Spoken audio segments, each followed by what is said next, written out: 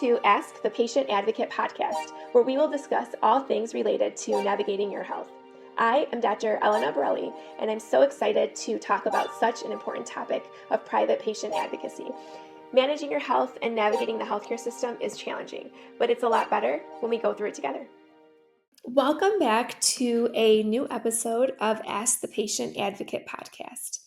Today, I am truly honored to welcome a guest whose work has touched countless lives, award-winning journalist Julie Rehmeyer. Julie is not only a math and science writer whose work has appeared in the New York Times, Washington Post, O Magazine, Wired, and so much more, but she's also the author of the powerful memoir Through the Shadowlands, a science writer's odyssey into an illness science doesn't understand. And so her book dives into her personal experiences with chronic fatigue, also known as CFS, and the challenges of navigating an illness that has historically been misunderstood and often even dismissed. So, Julie, welcome so much. It's a privilege having you here today, and thank you for joining us. Oh, so glad to be here. It's such a pleasure. Thank you. Thank you. Well, Julie, I'd love to start with your personal journey. So, as a science journalist, you had a front row seat in the world of medicine and research. But then you found yourself living with an illness that science couldn't fully explain. So, that must have been frustrating. What was it like to suddenly be on the patient side of that divide? It was really a shock. I came into this experience with a lot of trust and confidence in science and also in journalism. I thought that scientists would always be kind of on my side. That maybe not everything would be understood, but that science would provide the kind of basic, framework for understanding it, and that scientists would feel like my allies, and that the really good journalists would generally get the story right. Um, and I also expected that doctors would be my allies. And all of those things, turned out not to be true. And it really felt like I kind of fell through the looking glass into this upside down world where all of my expectations were kind of upended, and it was pretty horrifying. I bet it sounds like it. So, in your book, you really open up about the emotional toll of being dismissed or misunderstood. What do you think patients with conditions like yours, that such as ME's, CFS, or long COVID, or other, let's say, invisible illnesses that they're often referred to, what most needs from the healthcare system right now, or what do you think? Yeah, I think a lot of things. I mean, one major thing is doctors who are able to work in a situation where a lot isn't fully understood. And, the starting place is just believing patients, obviously. But doctors really should go way beyond that. I mean, it's nice to be believed, but you really need somebody who can work with you and find ways to actually be helpful. And I think it requires a little bit of a shift in mindset from doctors because often doctors are in this, it's not just mindset, it's also kind of the limitations that doctors are working in. I mean, if they have a 15-minute appointment, really all they can offer is what's already well understood. And when there isn't that much that's well understood, that leaves them with nothing to offer.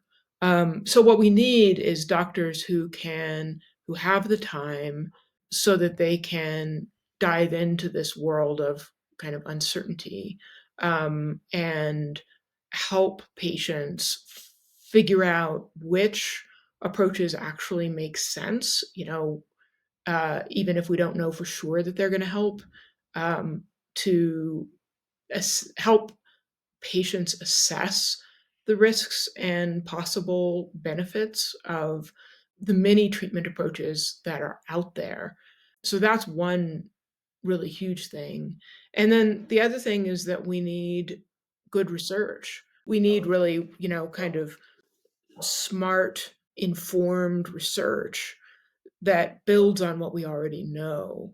So, long COVID is sometimes seen as this brand new illness that we've never seen before and, knew nothing about prior to 2020. But in fact, half of patients with long COVID, research suggests, have ME/CFS, and we do have a research base with ME/CFS that we need to build on. And we also have a whole lot of clinical experience with ME/CFS that we need to build on. So researchers need to kind of learn that body of scientific literature and turn to the doctors and researchers who have been in this field for decades and learn from what they know and build on it. No, that totally makes sense. I think that's, there's a long road ahead for that, but hopefully it's kind of starting to build up in the right direction. From your perspective, as both a journalist and a patient, how can people become better advocates for themselves in the face of medical uncertainty? A huge part of it, I think, is learning from other patients, actually. Not everybody has the skills and energy and time and frankly health to go dig through the latest scientific findings, but some patients can and do. And there's a remarkable amount of knowledge in the patient community that people can learn from. So I think that's really a huge resource for other patients. And I mean, I hate to recommend X these days, but there is a lot of knowledge that's disseminated on X. There are also patient groups on Facebook or through advocacy organizations that can be really, really helpful in learning from other patients' experience. There are some specialty doctors who are really knowledgeable. There are not nearly as many as we need, but certainly if you can make your way to one of those, that's tremendously helpful. But I think the biggest resource for most patients is the patient community. Sure. No, I think you're absolutely right. I definitely agree with that. So, one thing that also struck me about your story is how you balanced your scientific training with your life experience. Sometimes those two things seem to clash. How did you reconcile that? Yeah, I think, you really do have to just hold on to both. And when it seems like they're in conflict, you still have to hold on to them both. you know, Yes. Science, the whole point of science is to understand the world in all of its complexity. And we can't reduce the complexity of the world in order to have it fit into a scientific framework. That's just not science. We're not understanding the world if we do that. Um, so I think it kind of takes this combination of really radical open-mindedness and really radical kind of hard-nosed skepticism and holding on to both those things at once. So, I had my personal journey. An important part of it was that I discovered that I was hypersensitive to mold. And I kind of went into the experience with a lot of skepticism about that, which I had kind of just absorbed from the general climate, general discussions. I thought this was that mold was very unlikely to play a significant role in health issues based on what I had heard. And um, and so I went in with that kind of skepticism, but I also went in with a lot of open-mindedness. I was really sick. I didn't have any good explanations. So without any good explanations, then I was left entertaining ones that I thought might be bad ones.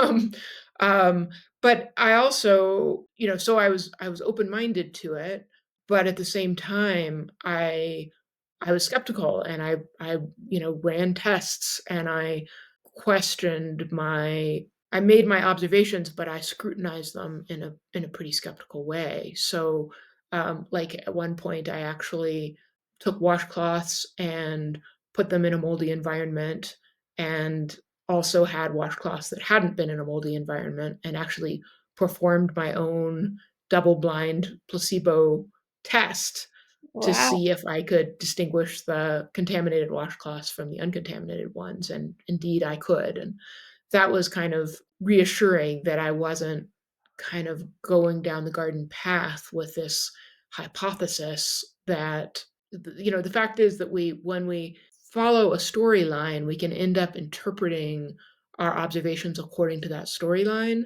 and Sure. that we're not always right. Like, our stories aren't always the correct interpretations of what's going on. So when we can find a way to kind of step back and scrutinize them in a really objective way that's free of our initial interpretations, it's really helpful. Sure. No, that makes total sense. Well, before we wrap up, I'd love to hear your thoughts on hope for patients living with conditions that are still poorly understood.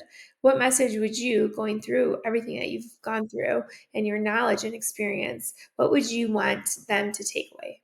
I think that there's a lot of basis for hope, and it kind of comes from a number of different directions. One is, I've been sick now for a long time. I first started getting sick in 1999.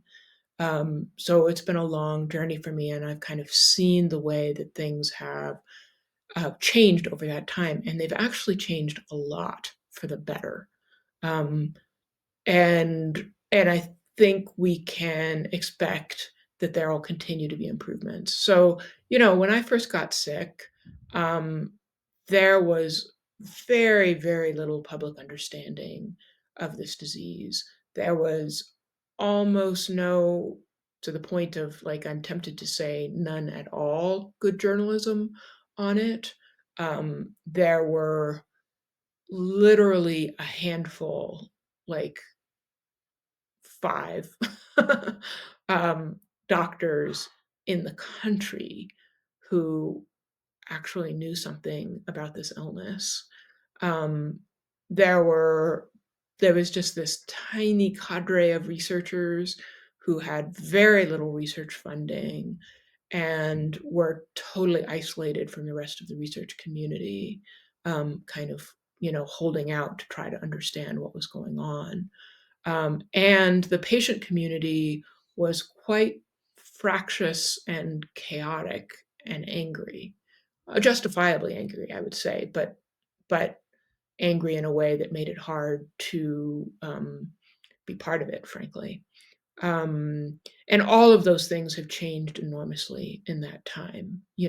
At this point, we have many more doctors who are knowledgeable, not nearly enough, but still many, many more. We have, long COVID has really changed the situation with research funding, and the patient community has also really changed. It's become much more organized. Any community has its fractious elements. That's just part of being human. But there's much more organization. There's much more cooperation, and the anger, appropriately still there, but it's not so toxic in the way that it was. And journalism is way better. There's actually significant good journalism. So things have really, really changed, and I think that's a major way to find hope. Another source of hope is, I think that there's a lot that you can learn.